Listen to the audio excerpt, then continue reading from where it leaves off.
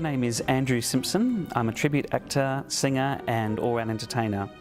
I basically perform shows from Dame Edna, Boy George and Frankenfurter, but I wanted to entertain people from quite an early age, so my parents enrolled me in Helen O'Grady's Drama Academy. You're gonna ask me to leave?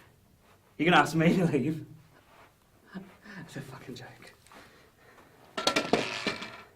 Now you just do what you gotta do and I'll be out of here real quick. Come on. What do you want?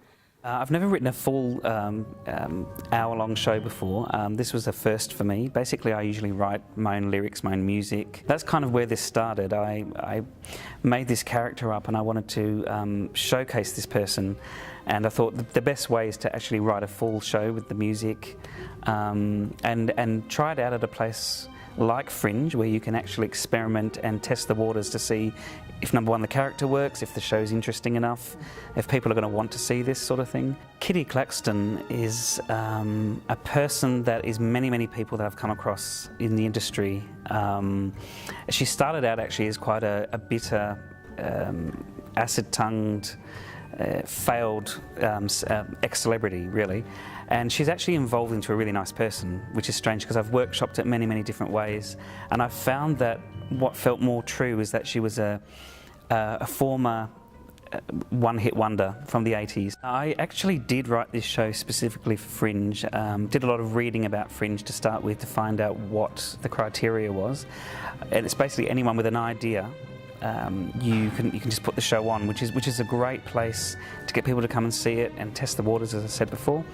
I think other than that, for me, I would think that I would hire a venue, a very small hall, get a small audience, which means minimal advertising, so the cost would be quite low. The point is just to get it out there. It's no good sitting in your head with an idea and just revolving that each week. You've actually got to get out there and do it. And I think a lot of these venues, I've approached some myself, which don't tend to do a lot of original stuff, but you can actually go to probably an amateur theatre place and approach them and ask them if they're interested to put the show on. But other than that, I think even filming excerpts of your show and putting it on YouTube and getting people's feedback. We need to see Kitty. We just want one interview. Hello. Now, f*** off.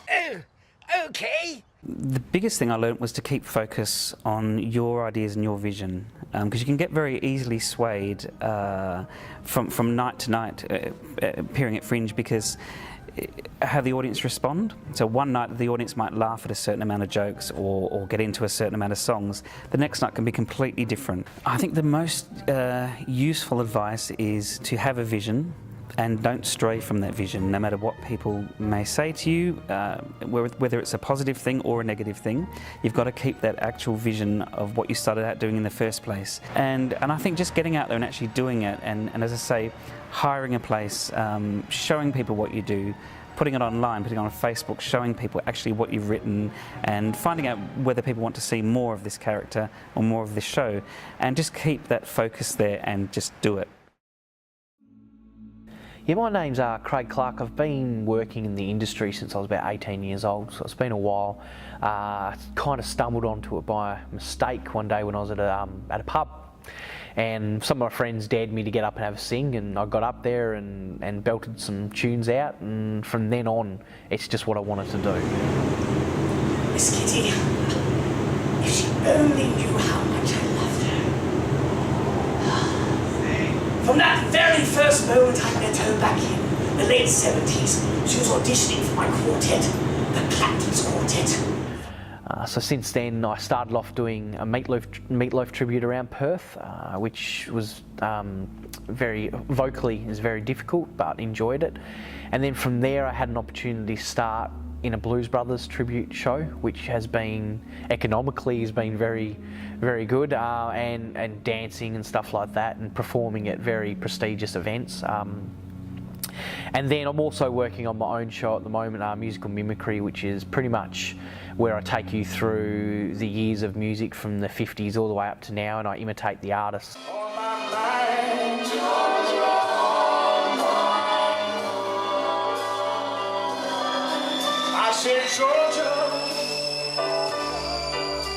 I've performed in 3 theatrical shows that I can think of. I performed in the Rocky Horror Picture Show production that we did at Friends Restaurant, which was a fantastic experience.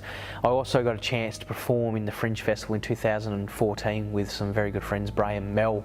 They did it was an improvisation show, all on the spot. It was fantastic. And they played characters called Bill and Ethel. They were old characters, and then I came up with the character Cecil. That was my piece. It's pretty much an old senior that had lost his wife, and all he cared about was his lawn, and as long as he had his bathrobe around him, he was happy. So, and then just recently I was in Kitty Claxton as well, where I performed with Andrew and Greg, and I played a character called Caesar Clapton that I worked on with Andrew to work with Kitty.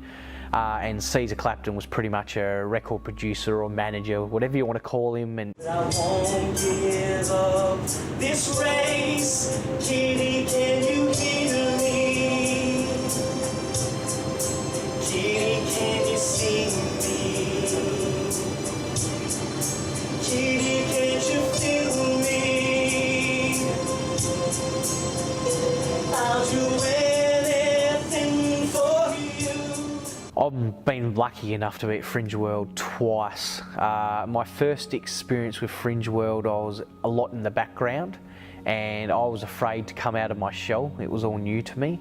But with the second experience working with Andrew and Greg with the Kitty Claxton show, I had a bit more hands-on stuff with it. So the experience is fantastic. It's amazing.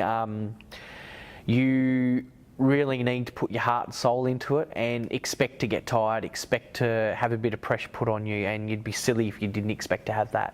You have to work hard to do it.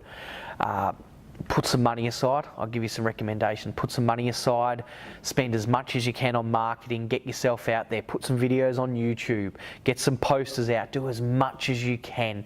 The biggest tip I can give anyone going into Fringe is just read the paperwork as much as you can, read over and over and over again. As long as you read everything and select everything that you want correctly, you shouldn't have any problems. After all, it is your show, but you just got to try and get Fringe on your side. I'm Greg Pereira. I'm an actor and an entertainer. I studied acting back in the 90s, and I did a lot of theatre around the repertory theatre places around Perth. I was also lucky enough to be asked by my friend Andrew Simpson, who had wrote a parody on the Rocky Horror Show called the Rocky Horror Freak Show, that was performed at Friends Restaurant. Got to work with Andrew and Craig. That was great fun, and was asked back recently when Andrew wrote a thing for Fringe, a musical for Fringe called the Kitty Claxton Show. And I got to be in that, and I've also been in some commercials, television commercials, and some extras in some feature films. That I paid the broad to sing and sell? So let's see one of those commercials I asked for.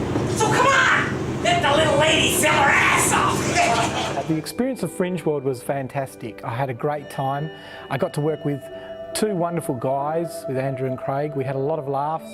I thought that the script that Andrew had written was really funny. I loved my character. I got to play a villain. I was gonna pay for all this shit, this sound guy and this lighting guy, and I can't pay for all this. I got my Peppermint Grove mansion to pay for, and who's gonna put shoes on my kids' feet, you know, and who's gonna pay for my gold chains, man? You can't do this to me. Get out of here. I loved the whole area, the pleasure garden, the way they'd laid it out. We got to perform in the Casa Mondo tent, a very old tent, and it was just a magical atmosphere, and really loved it. There were a few highs and lows.